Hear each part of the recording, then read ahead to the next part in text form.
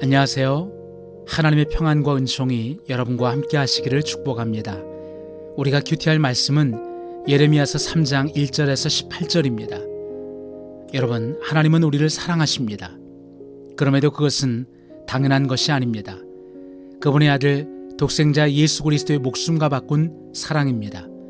결코 쉬운 사랑이 아닙니다. 거저주는 사랑이지만 남아서 주시는 사랑도 아닙니다. 값없이 주는 사랑이지만 값어치 없는 사랑이 아닙니다. 사랑받는 자녀이니 그래서 하나님에게는 함부로 해도 되는 것이 아닙니다.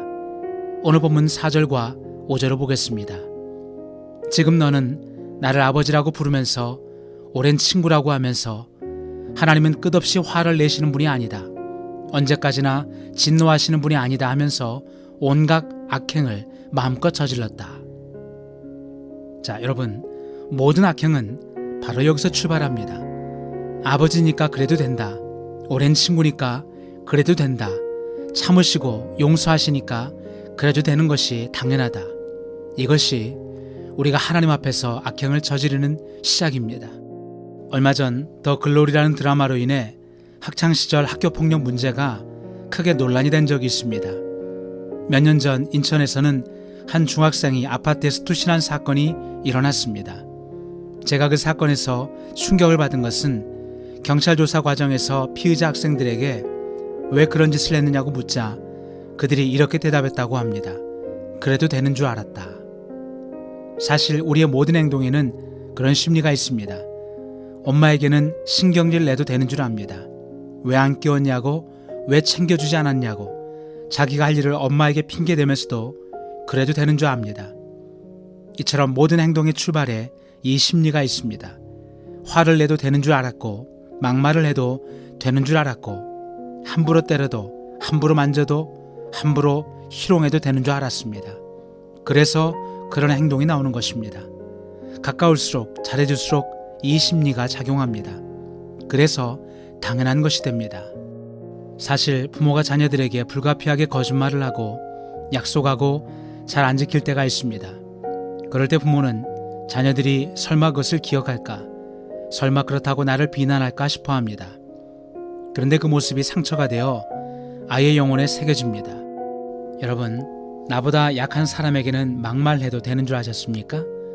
반항하지 않으니까, 대꾸하지 않으니까 내 말이 통하는 줄 아십니까?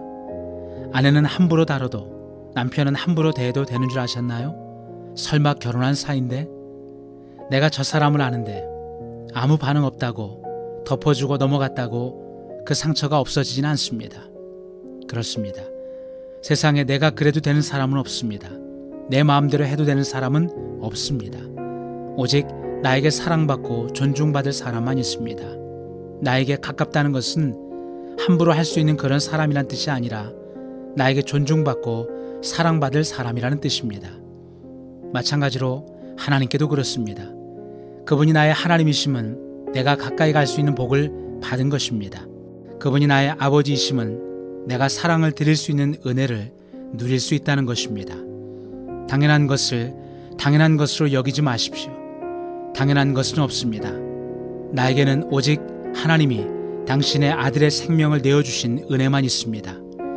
그러므로 우리는 나에게 주어진 오늘이라는 시간을 당연하게 여기지 말고 축복으로 여겨야 합니다. 그러나 세상의 삶은 당연하게 여기는 삶을 삽니다.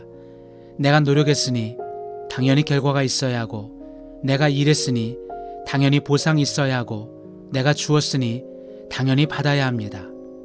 하지만 그리스도인의 삶은 당연한 것이 없습니다. 모든 일에 최선을 다하고도 마치 육교 위에 앉아 구걸하는 거린처럼 오직 지나가는 사람들의 은혜로만 먹고 살 수 있다고 믿는 삶이 그리스도인의 삶입니다. 그러므로 오늘 우리의 삶이 하나님 베푸신 은혜요, 축복임을 증명하는 삶이 되었으면 합니다. 우리에게 주어진 하루하루가 결코 당연하지 않은 오직 은혜와 축복으로 채색된 날이 되어갔으면 합니다.